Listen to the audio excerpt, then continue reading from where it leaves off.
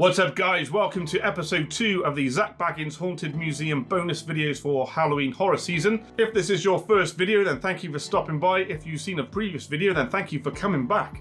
So today, as I say, we're going to be watching episode 2 of the Haunted Museum TV series.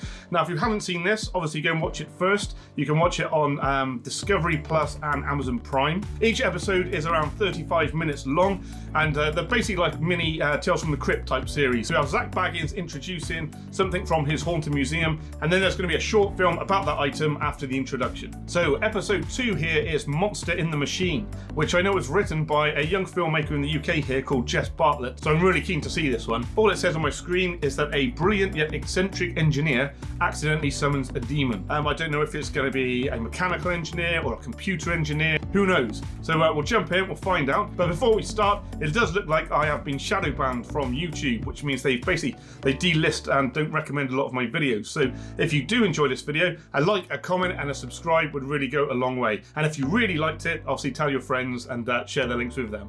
So let's just jump in.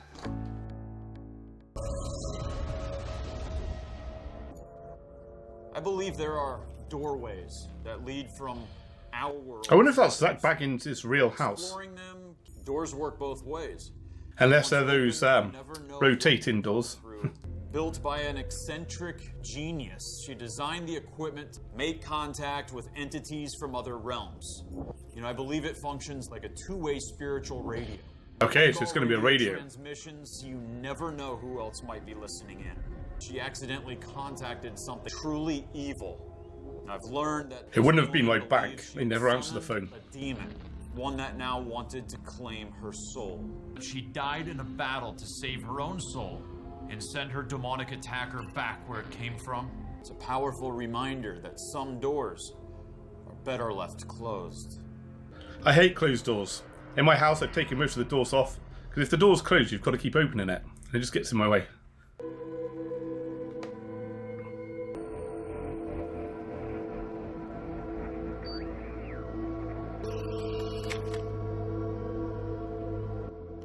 Okay, that must be her then, S11. Frequency 13601 is dead. So I wonder what that circle thing is.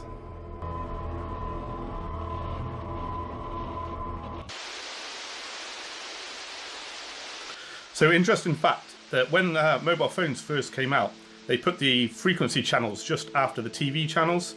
So if you had an old TV like that, you could actually tune into people's conversations and listen to them through the TV. Matthew. Where's the piano? I don't play it anymore. Hey?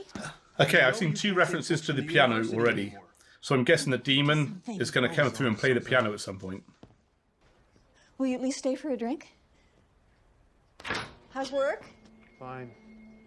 Students still giving you grief? Realms. There's got to be so much hidden Easter eggs in those magnets.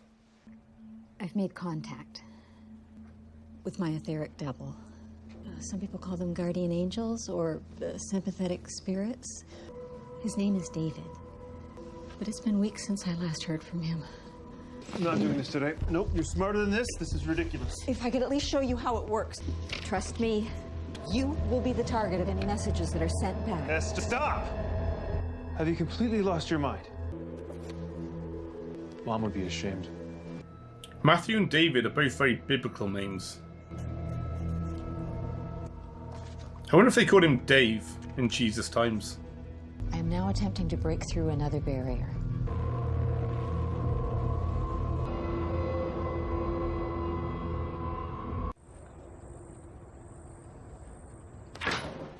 The magnets have changed.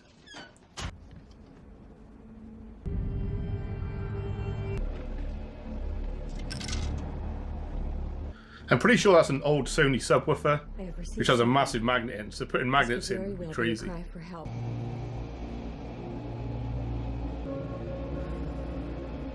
Okay, what's going to move?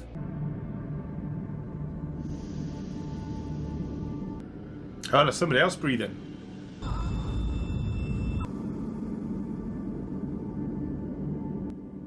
Why would you touch it? Like, use a stick or something.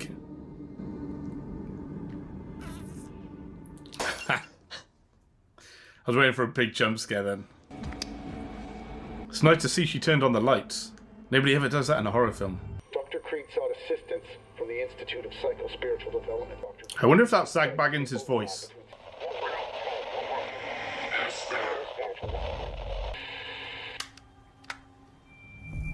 Oh wow, that's cool. Analog stuff is so much more scary than digital.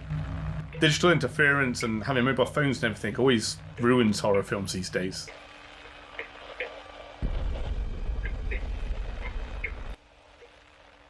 That's going to be really loud. Don't do that.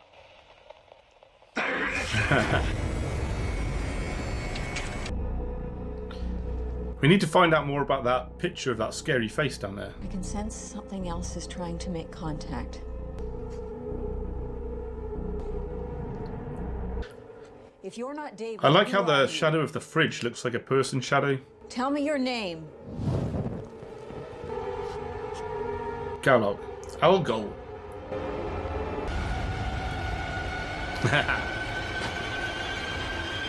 I mean, let's be honest, at that point you would probably leave the house, right? You wouldn't be sitting in there on your own.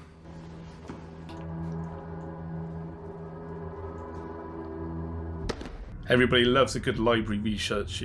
Why can't I speak? A library research scene.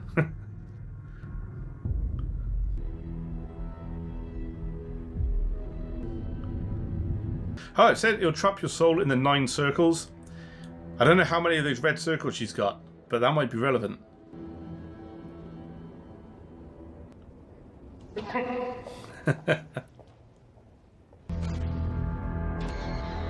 7th circle. That Spider Woman looked awesome. Oh, she's got a Star of David on.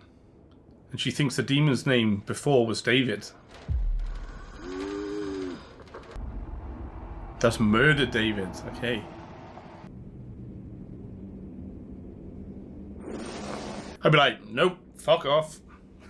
Walk back a good 20 meters. Matthew! So I'm not very religious. So did like Matthew and David have some sort of connection in biblical times?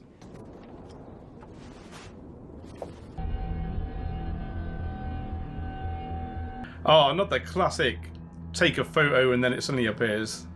That never fails to disappoint.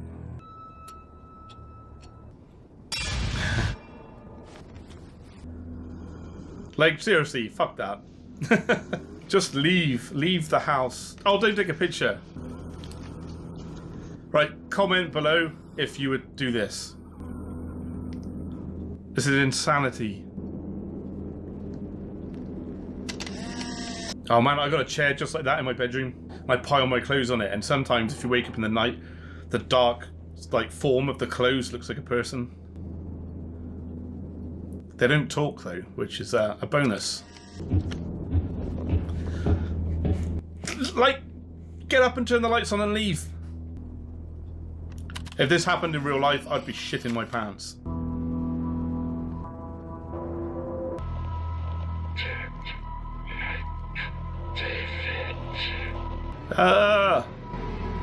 When I was at college, there was a chip shop, and the woman who served us chips used to have hands like that.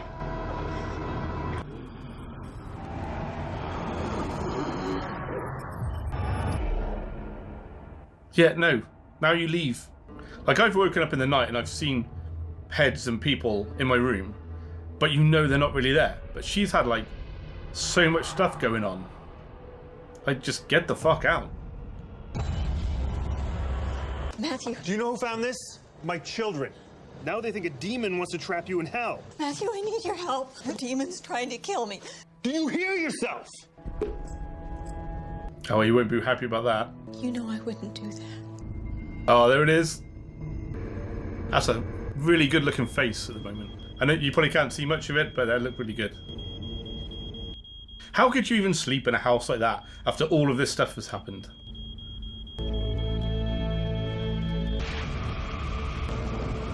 Looks like a window into hell, I guess. Oh, she's gonna wake up now, isn't she? It's nice effects, though. That reminded me of the original Poltergeist, where the guy pulls his face off in the mirror.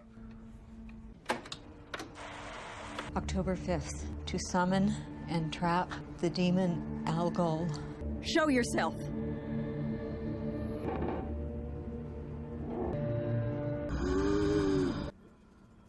I'm going to wake up in the night breathing like this from my cough and absolutely scare the shit out of myself.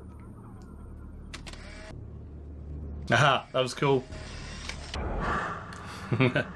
She's got no weapons. Get some sticks or something. Anything.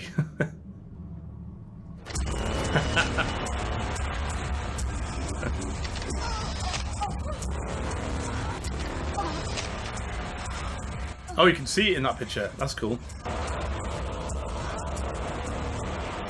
Yeah, that's a cool little effect.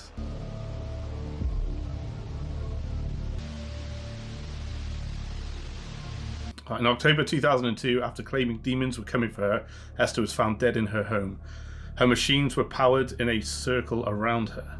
Zack acquired the machines in 2016. They are now on display in his museum. I wonder if he's used them. Cool. Awesome. Okay guys, that was episode 2. Or was it Monster in the Machine?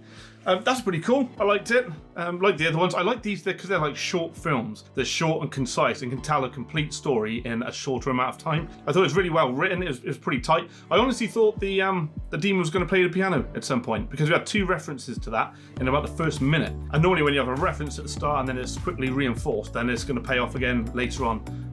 Further down the line. There were quite a few classic horror tropes in there, which isn't a bad thing at all. Things like the flash from the camera, that's always a great way to build up suspense and things like that, and you know, it really paid off well there. I'm quite interested to know what happened after she died, like when she was found.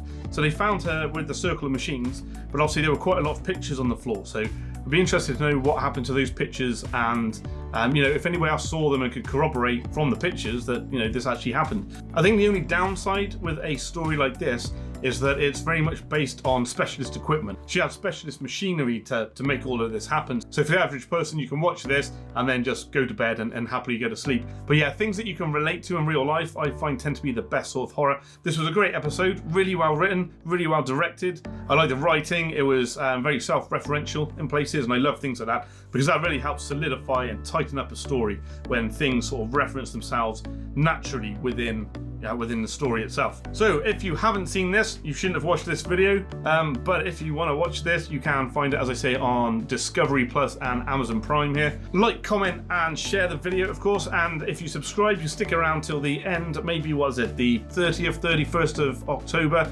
because a couple of years ago I made a little video around my house, and I'll stick that up at the end of the month for Halloween, and you can all let me know what you think. If you've seen this one, let me know down in the comments what you thought of it.